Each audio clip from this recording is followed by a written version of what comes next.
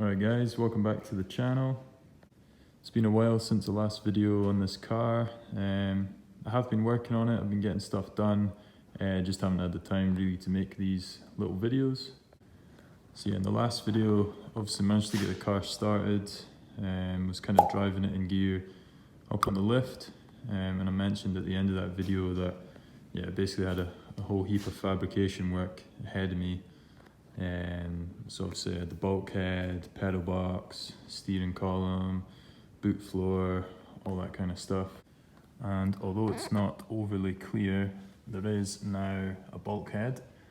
So there's no big gaping hole where the engine sits. So yeah, I had the engine in and out numerous times to kind of shape all this panel work and check everything's still cleared, which it does, clears quite nicely.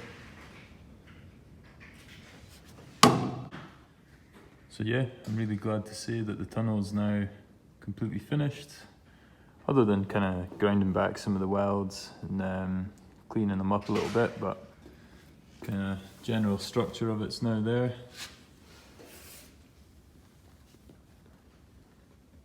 Obviously I've got handbrake in now as well. I do actually have some cables that I've made up for that, so the handbrake does work. But I'll go into a bit more on that, and I'm going to make a video about the brakes, kind of brakes overall, so I'll talk a bit about that in there. Gear stick, so basically I just had a kind of square cut out hole, and this is basically like an alloy plate, and it's got a sort of rounded bit at the bottom. I think they're for Mk2 Escorts. I got that from Motorsport Tools. This is just a cheap gear stick, and this is a CV boot that I found in a scrappy. It was in the boot of a BMW 39. It looks pretty new, other than it's a little bit dirty, and I thought that would be a good fit on here, and yeah, it turns out it was. I quite actually like that. And the other side of the tunnel, so a bit trickier this side, a bit more to think about. A lot of things fighting for the same space. So I've got my 3-inch downpipe that kind of runs along down through this little tunnel before it goes kind of under the prop shaft. So to weld in this separate bit, this bit serves, gives a bit more space for the downpipe, but also I'm going to use that as kind of like my clutch rest. So yeah, pedal box is mounted.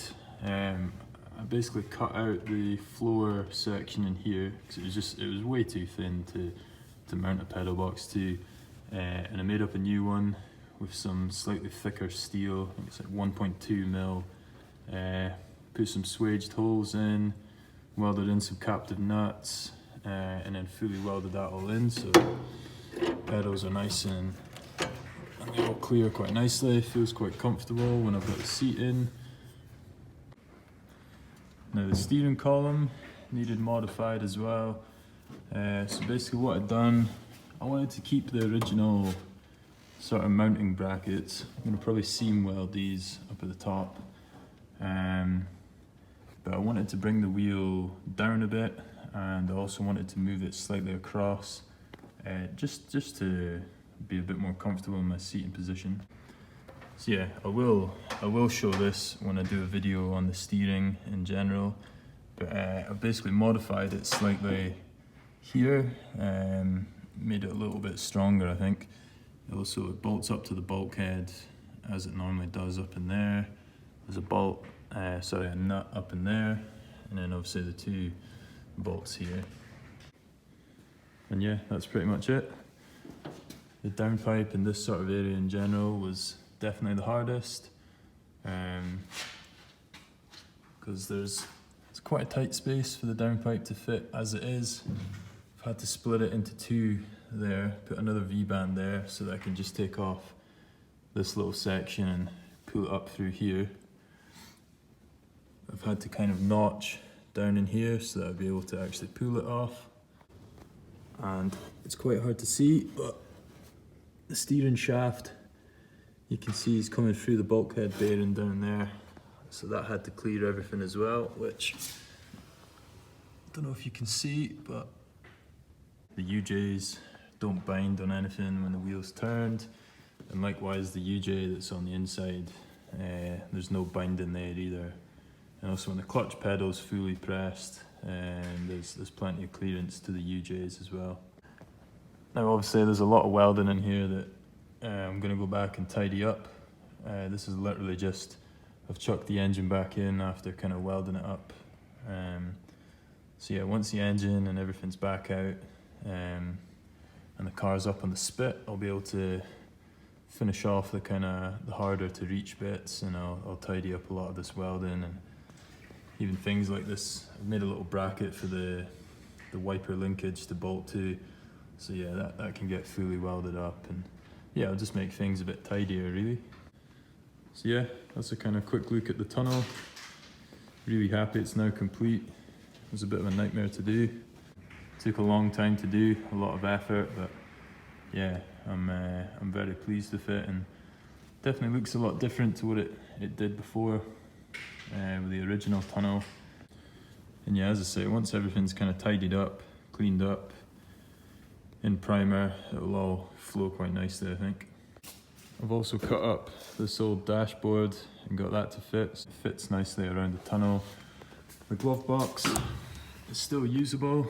And it does just hit the top of the cage there, but that's perfectly fine.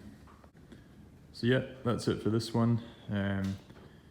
Quite a quick video, but as I say, I'm a bit behind on the YouTube stuff. I've just been kind of cracking on with this, but there's plenty of other things to make little videos about, so I'll probably make a few little sort of quick fire videos. So I've got full brakes sorted out all round now. I've made the full exhaust. There's a little teaser.